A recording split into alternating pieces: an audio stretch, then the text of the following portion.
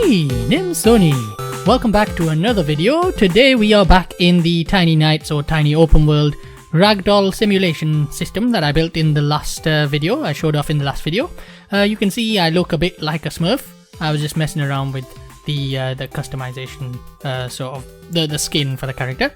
I've done a few changes to the actual Ragdoll system, and more importantly, this video is not just a video. This one's not just a video.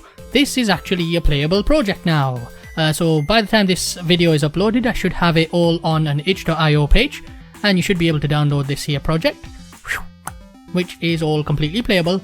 And you can see I've got a bit of a physics hat as well. Pretty fun to play with. Everything as it was before, but I have a few changes to the way everything works. A lot more stabilized character control, and I have a few buttons that I can press. So here, boink, you can see the little help menu that I've added in, and you have control over the effects as well. So you can see I can switch on and off the bloom, I can switch on and off the ambient occlusion, and then the screen space reflections, which my system can handle pretty nicely. I've got a 1080 in here, but if you do have any trouble with the graphics, just turn them all off and maybe even run the game in a little bit lower resolution. It should be fine. There's not too much effects and everything going on, but other than that, it should work quite nicely. You can also switch off the shadows and stuff. Just load the game in the lower quality settings. This is very high. If you set it to ultra, it should look pretty much the same as this, with a little bit extended shadow distance. Let's have a look at the new things that I've added. So we're gonna, in fact, it's all in the help menu there. You can see I have a little boom button, which is because of these spawnables. So we'll have a look at the spawnables first. Here you can spawn little spheres and balls and whatever, and then they spawn random size, random material, and random weight as well. And of course then we have the cubes, which is the same thing again, and of course they have a random material and a random weight and everything as well. All the usual stuff as well. A little bit of balance added onto the jumping, and you can spawn these little things here which act as bombs, and you can see if I just throw it into here. Oh, that was the worst throw. Whip. And then press G. Boom. So, don't need the help menu there. There was a button there which said chicken. And that's because I added a quick animation just to test the animation system, which makes you do this. He is doing a chicken dance. This is entirely Ragdoll as well, so you can see the animator in the background doing it.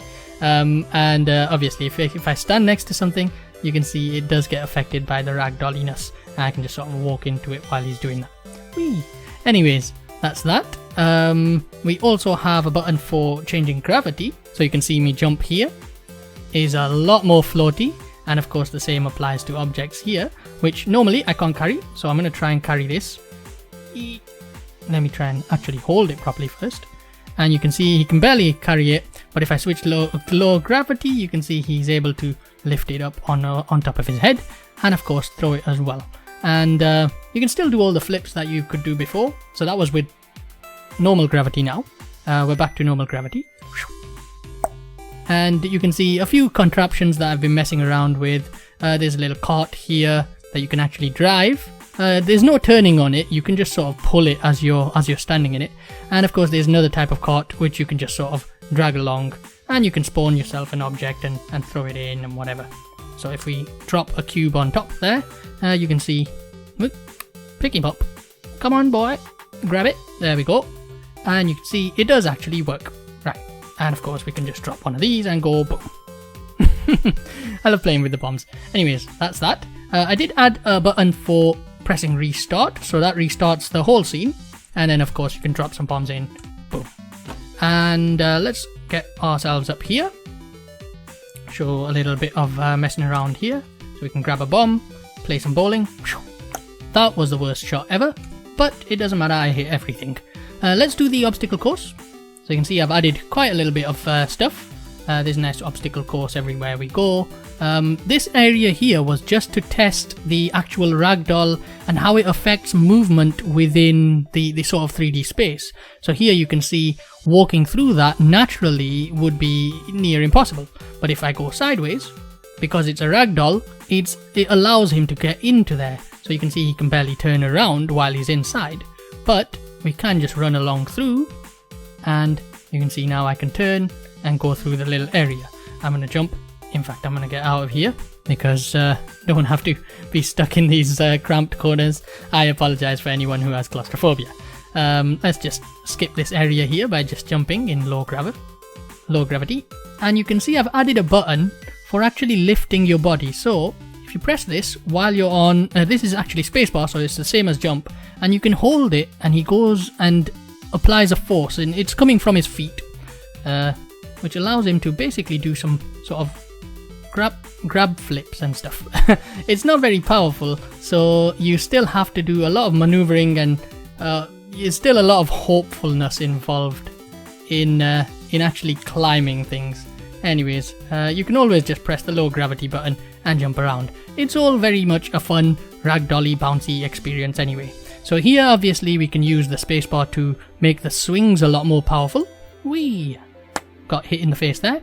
That was the worst jump I ever did, but that's okay. Low gravity makes everything possible. Come on, up we go. There we go. And yeah, that's why I made the low gravity button B, as you can see in the little help menu there at the top. It's because it's nice and easy to get to when you're just messing around. Anyways, we can just do this little swingy bit here and show you a few more extra things that I've added. And you'll notice I actually press the grab button just before I jump, and it's because swinging his arms up a little bit makes him jump a little bit higher. So it's all very much reliant on the ragdoll, the way that everything moves. That was an almost failure, and it is now a complete failure. Let's get up there. Come on, grab it. Whee! What a flip. Anyways, if we just jump onto here, and you can see we can actually swing and grab onto the next thing as well. It's not all that difficult. There we go. It is very wobbly, but that's fine. It's supposed to be. It's a ragdoll game. And there we go. And here I can show you these little round things here. So these roller things are actually showing something different, which is that the ground does cause movement of the character. And you can see here I'm running this way, so I'm actually walking right now, and if I press run, what happens is these rollers are light enough that your feet actually push the roller, and you can see there a very slight increase in speed is what happens when I start running. So obviously your feet sort of push the ground a little bit, and that results in the roller just rolling about anyway, and basically makes it impossible for you to run on them naturally. And that's basically how it would work in reality anyway. So yeah, the sort of ground moving of the character and how the character's movement actually affects the ground is all highlighted there, and you can see it here. These are much heavier, so if I just hop over here using my low gravity, these are much heavier, so if I just stand here, you can see I do get crushed and hop on top. And you can see I can just keep running while on here. They are barely affected by my movement simply because they're so heavy, so my character is barely able to move them along. If I just let go, he'll fall off and then get crushed under the thing, or at least it will try to crush him, which is not really working. Let's see if we can get out of here. Probably can't. Okay, press the reset button. That's all alright. Let's have a look at some of the contraption mechanics. Bump-de-bump, bump-de-bump. And like I said, this is all available to download right now, and there's a reason I didn't put it on Patreon like I mentioned in my last video, and that's because I wanted to sort of make sure people had to go at playing the game first, and then, you know, later updates I'll follow the procedure that I mentioned in the last video, where the first update will come out, it'll come out on Patreon, and then after that I'll upload it to itch.io later on. So everyone still gets it for free. It's just that Patreon supporters will get things a little bit earlier than everyone else.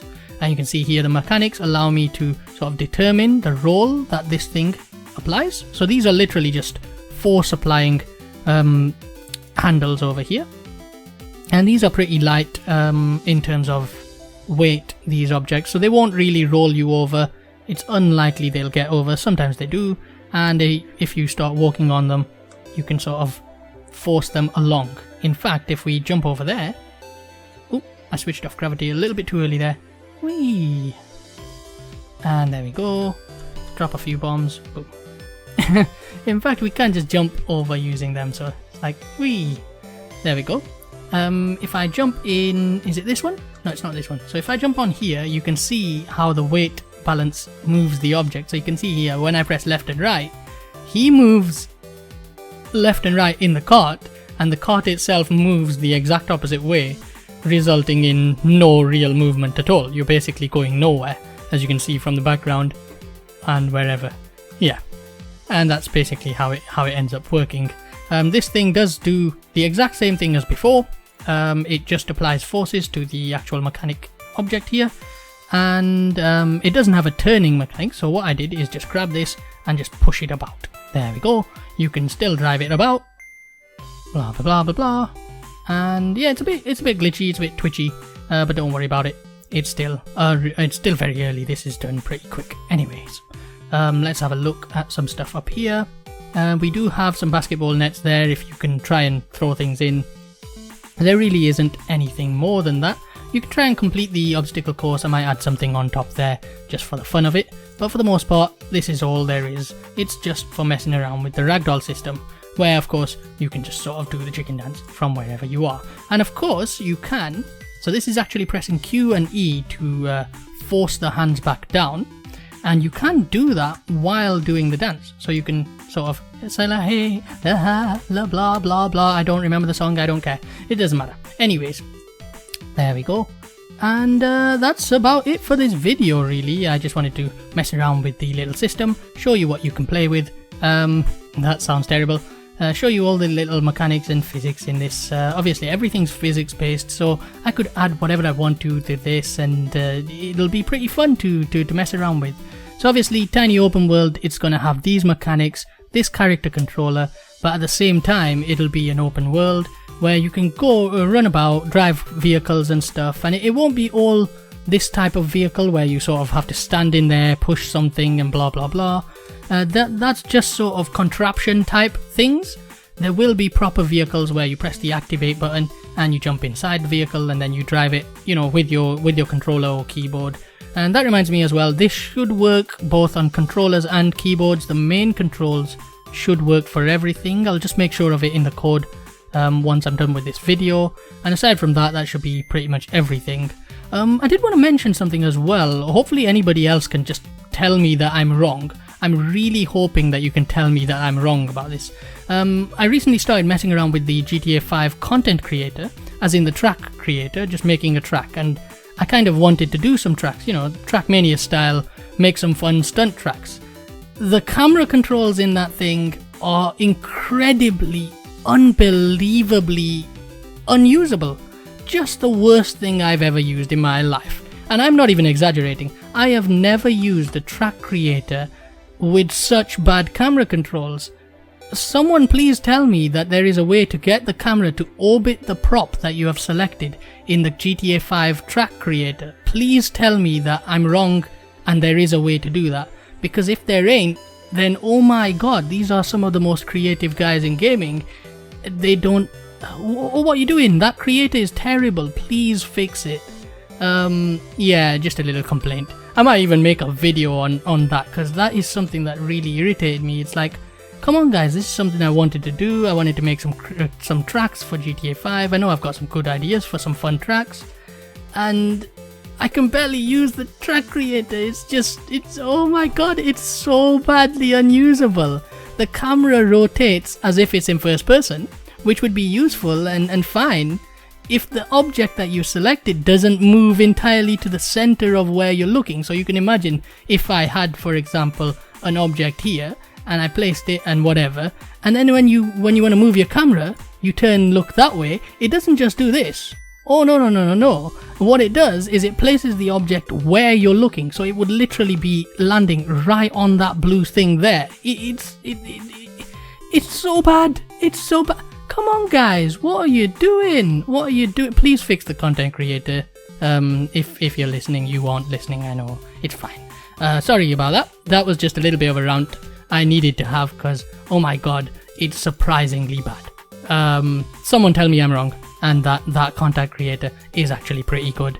Tell me how to move the camera around an object rather than moving the object to the other side of the actual world.